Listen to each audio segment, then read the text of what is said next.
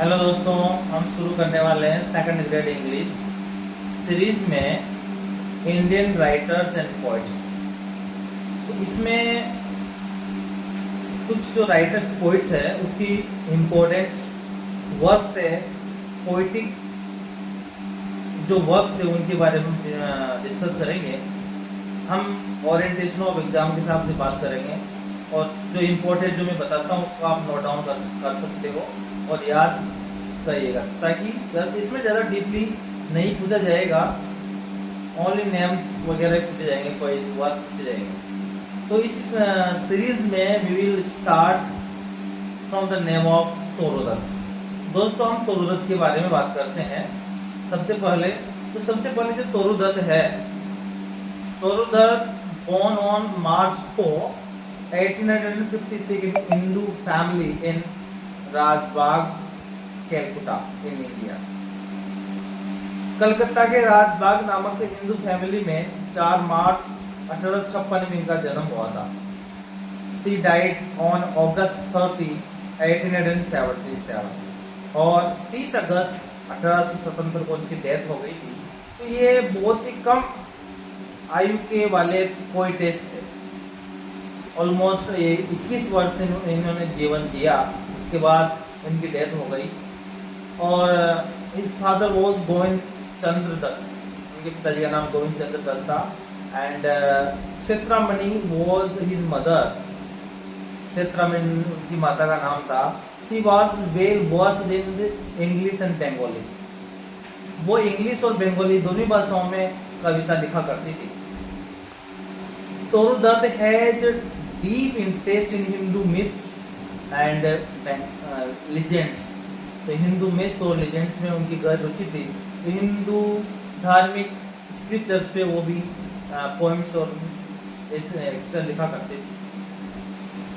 She had one sister and one brother, उनकी एक बहन थी, उसका नाम आरू था, और केवल एक भाई था जिसका नाम अंजू था। एंड उनके फैमिली में सबसे बड़ा संकट जब आगे पड़ा था, जब her brother Abzu was at the age of 14 in 1865 he died. Anju जब 14 साल की उम्र का था, 1865 में तब उसकी मृत्यु हो गई थी। तो उससे वो बहुत दुखी हुई थी। And miss Martin was long life friend in the Cambridge university. ये कैम्ब्रिज यूनिवर्सिटी में इन्होंने स्टडी किया था, तो वहाँ पर ये एक फ्रेंड थे, इसे लॉन्ग लाइफ पूरी जीवन भर वो उसकी मित्र रही है। तो मिस मार्टिन से इनका कॉन्टेक्ट रहा है। बात करें तो इन्होंने कौन कौन से साहित्यिक वर्क एक ग्रंथ लिखे, कविताएं लिखी। तो देखो, फर्स्ट वक्त था सीफ ग्लिंड इन फ्रेंच फील्ड्स। तो दोस्तों, ये फ्रेंच पोएट्री से इंग्लिश पोएट्री में एक ट्रांसलेशन है, तो बहुत प्रसिद्ध है। ये आ सकती सीधा Who wrote the sea gleaned in French fields? तो आपका आंसर होना चाहिए तोरोदत्त। नेक्स्ट जो इन्होंने लिखी थी, ancient ballads and legends of Hinduism. Ancient ballads and legends of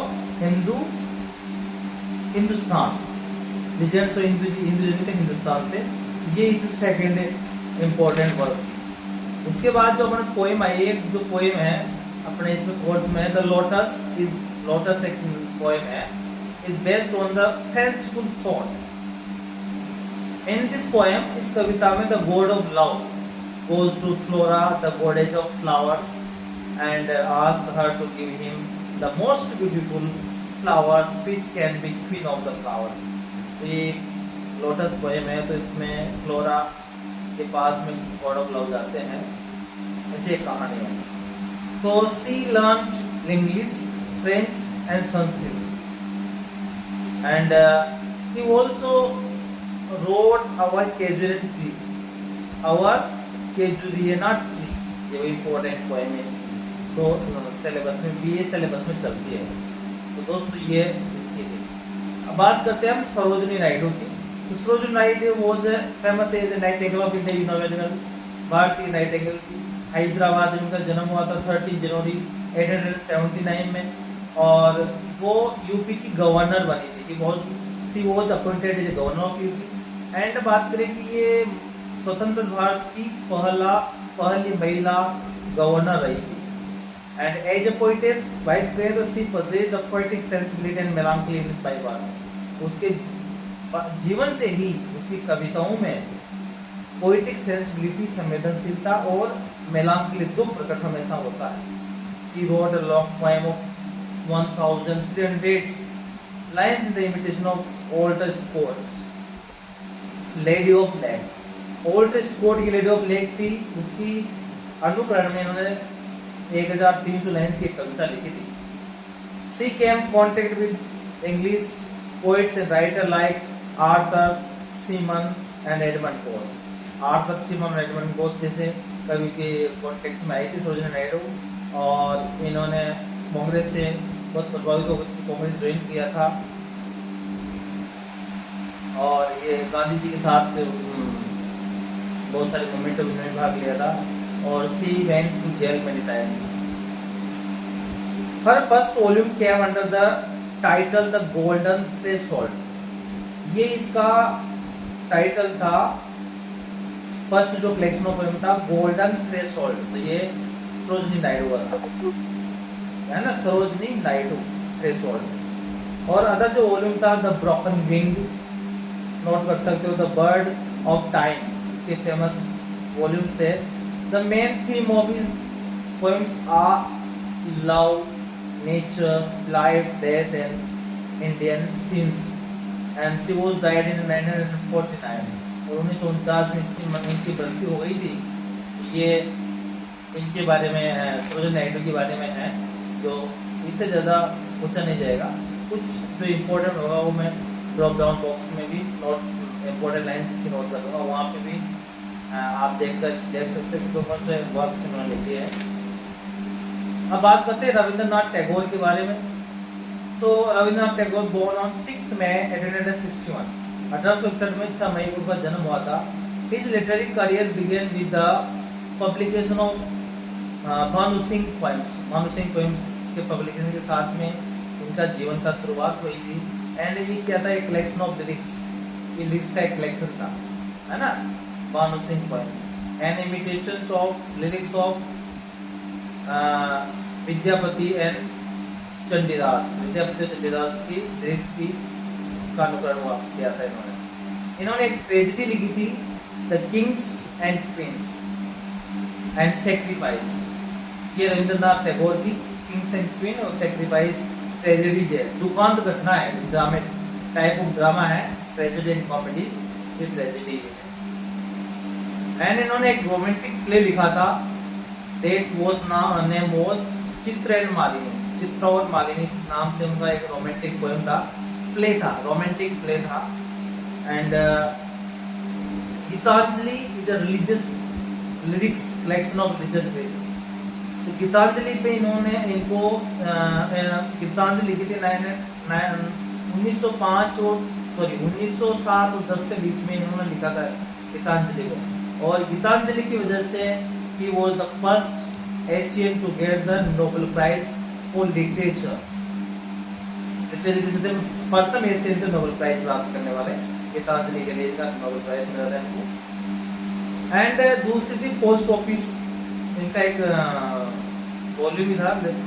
और राजा ट्रांसलेशन ऑफ द किंग्स, इन्होंने राजा एक लिखा था जो किंग्स ऑफ डार्क चैम्बर की का ट्रांसलेशन था। अब देखो इन्होंने अदर वर्क कौन से लिखे थे, the Gardner's, crescent moon, fruits gathering, stray birds, lover gift, crossing, and he wrote the novels The Home and the Word in 1916 और 1916 में इन्होंने होम और द वर्ड नाम का एक नॉवेल भी लिखा था। तो इन्होंने एक पोएम लिखी थी काबुली वाला, जो बहुत प्रसिद्ध हुई थी। तो ये इम्पोर्टेंट इनकी जो है ना गीतांजलि थी, जो कब लिखी थी, 1907 और 10 के लगभग लिखी थी। ये हो सकता है इसकी वजह से इनको नोबेल प्राइज मिला था, 1913 में मिला था, 1913 में इनको नोबेल प्राइज मिला था। ये इम्पोर्टेंट है। और kings of queen, sacrifice, Gitanjali, और ये रोमांटिक प्रेयर चित्रायन मलिनी, ये इंपॉर्टेंट है, ये पूछा जा सकता है। दोस्तों ये था 3 पॉइंट्स के बारे में जो आपने सुना। आप इसको अपने नोटबुक में लर्न कर सकते हो, नोट डाउन कर सकते हो, लर्न कर सकते हो। दोस्तों ये सीरीज चल रही है, इसको आप लाइक और शेयर करें, और सभी मित्रों तक शेयर करें जो इंग्लिश की तैयारी कर रहे हैं।